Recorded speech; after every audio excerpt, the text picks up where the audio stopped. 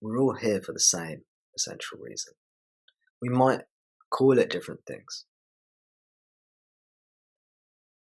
One person might just be wanting to find peace, find calm. Somebody else might be looking for God, looking for something divine. Someone else might say, I don't care about God. I don't care about peace. I want to know the truth. I want to know not just the truth, I want to know the ultimate truth. And someone else says, I don't care about truth. To hell with your truth. I just want the suffering to stop. I just want the suffering to stop.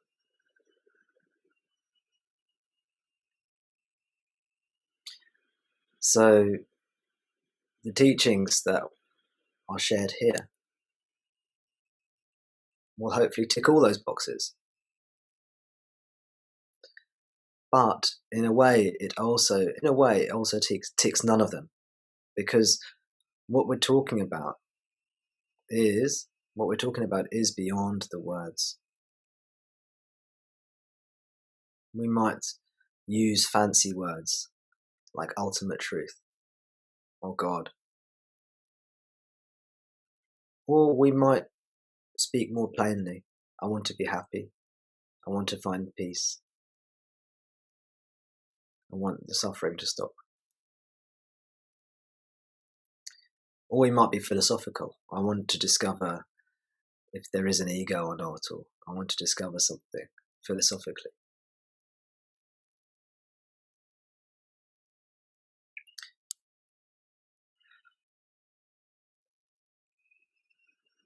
But it's all the same. It's all the same thing.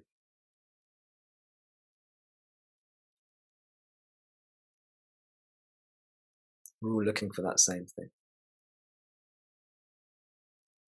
Ultimate truth, happiness, God, wholeness, completeness. And we cannot stop looking for it until we find it. We cannot help but look for this unnameable thing. And the irony is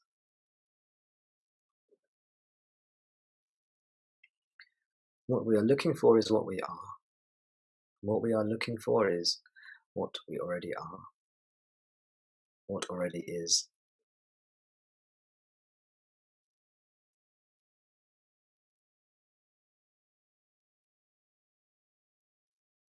And it's the easiest thing to find, actually. I know it doesn't feel easy, but it's very easy in one way.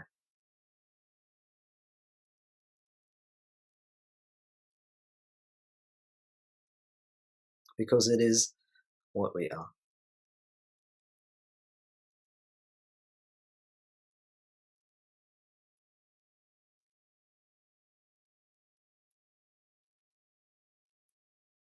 It's so easy because all we have to do is give up what is not real. What could be easier than giving up that which is not real?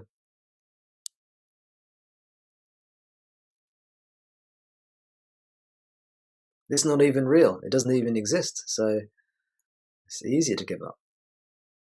All we've got to do is give up illusion.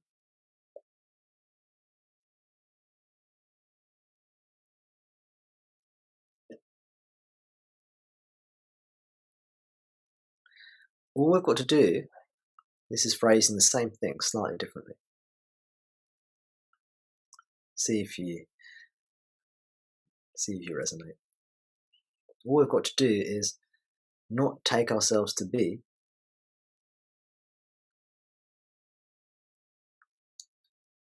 something that we are not.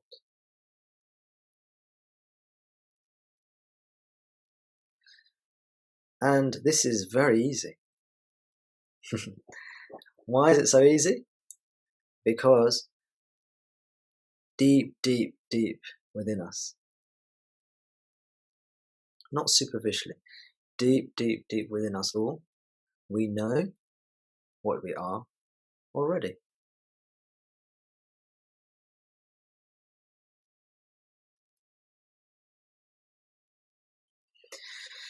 And we know what we are not.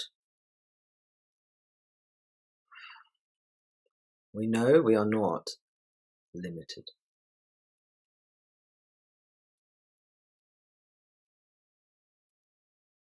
We know this already. Not the body-mind knowing something, although it may register through the body-mind. But this knowledge is not of the body-mind. It's deeper.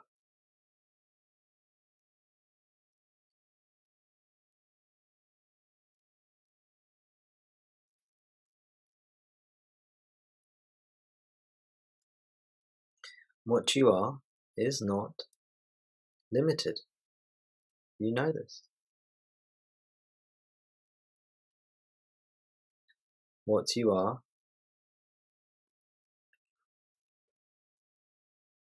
does not suffer, has never suffered, will never suffer, is ever happy and peaceful, serene, beyond all conception.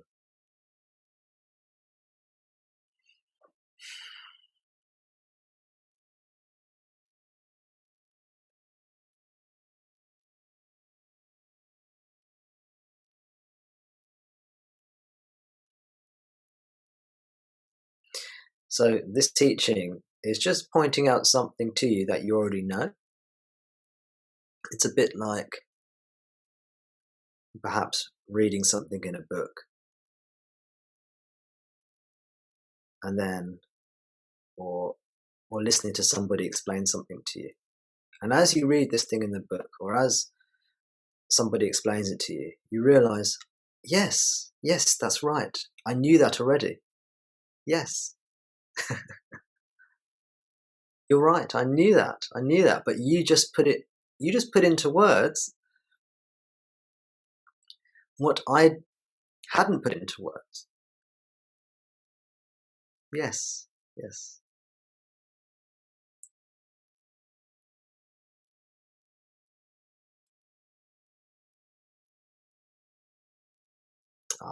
But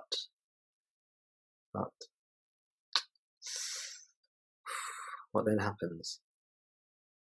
The mind, our friend,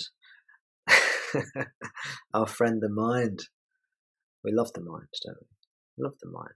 The mind comes back.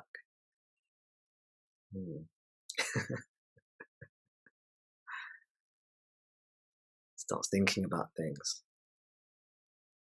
But what about this? What about that?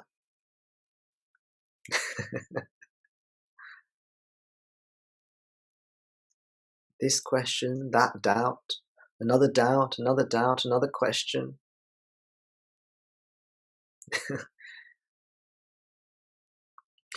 The intuitive knowledge we have is already whole. It's already whole and complete. It's not rational. It's not irrational either. But it's not rational, meaning you cannot derive it from other principles. It's not derived knowledge. It's not inferred knowledge. The knowledge is just whole, already spontaneously there, always. The knowledge of what we are and what we are not is the same as what we are. Well, let me say that again. Maybe what we are and the knowledge of what we are is one. That's it. It's the same thing.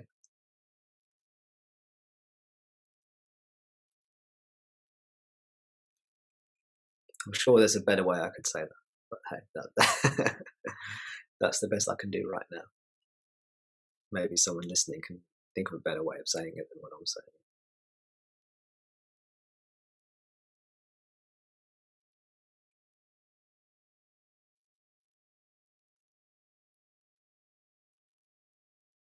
So there's this problem, which is the mind. It's not really a problem. Not really a problem at all. But it can feel like a problem when we get seemingly entangled with it. So because this keeps on happening for most people,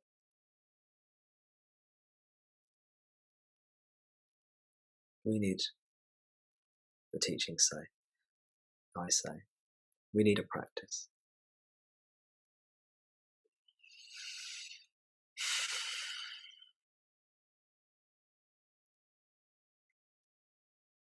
The practice is simply to be what you are.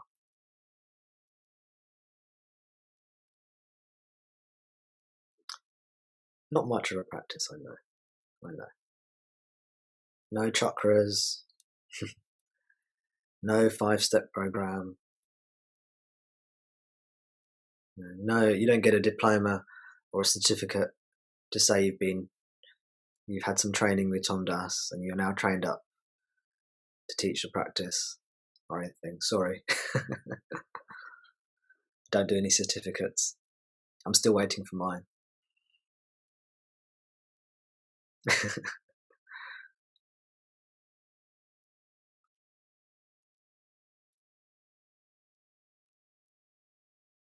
Very simple practice. Not much of a practice, really. It's barely a practice. Barely a practice. It's to be what you are. Which means, what does it mean? It means not to take yourself to be something limited. Not to imagine that you are a name and a form, a limited thing. Not to stray away from your innate, intuitive knowing that is already vast and whole and complete. This knowledge that has been given to us is a blessing to us. Not to denigrate that knowledge.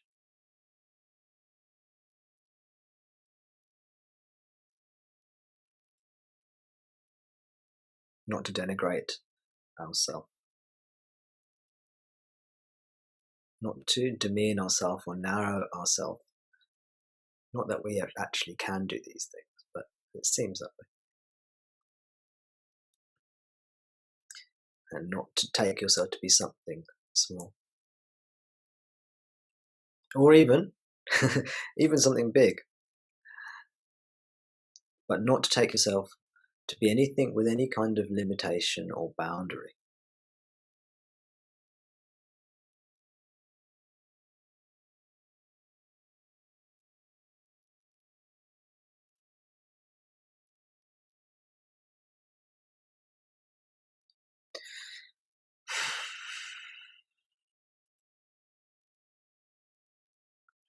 Now this knowledge that we are, let's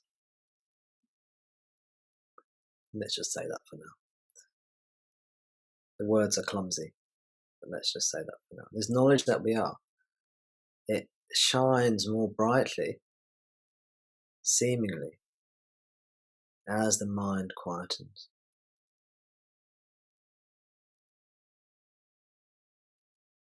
That's why one of the reasons why satsang can be so beneficial.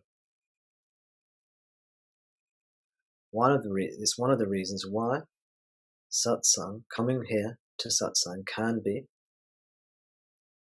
so beneficial. Because at satsang, and always actually, but at satsang there can be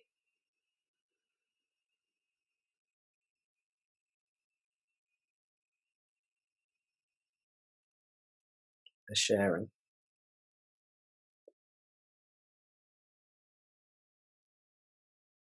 We could say a transmission. Sorry to use dualistic words. A sharing, a transmission, or a resonance,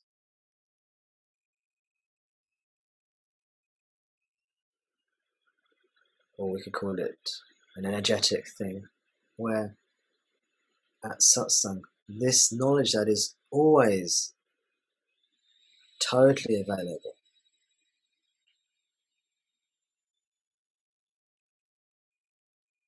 totally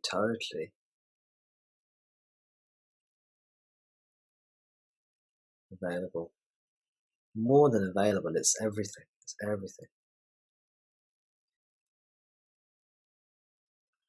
This sense can come to the forefront. It can.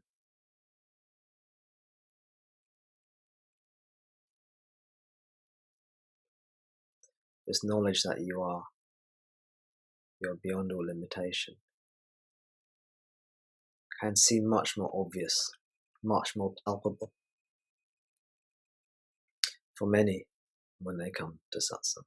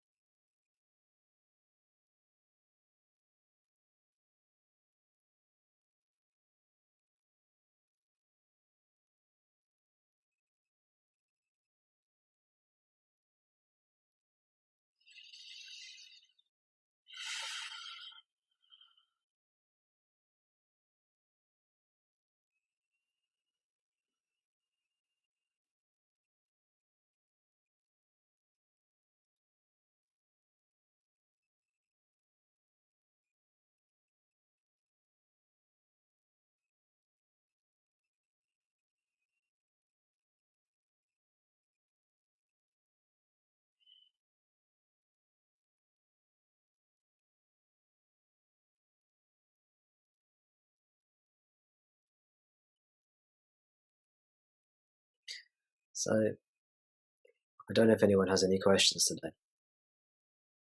but what we can do, we can just be still together for a bit first.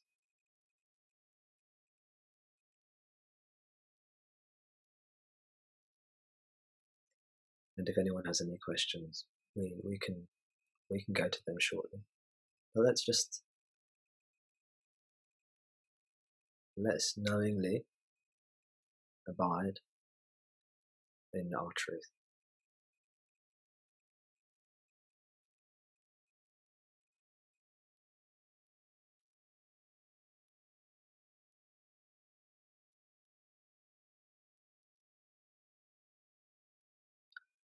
All is one. All is one. But we are not these limited things. What we are knows no limitation or suffering whatsoever. Have the courage, be brave, have the courage to be what you are, and not fall foul to the mind, which constantly belittles you.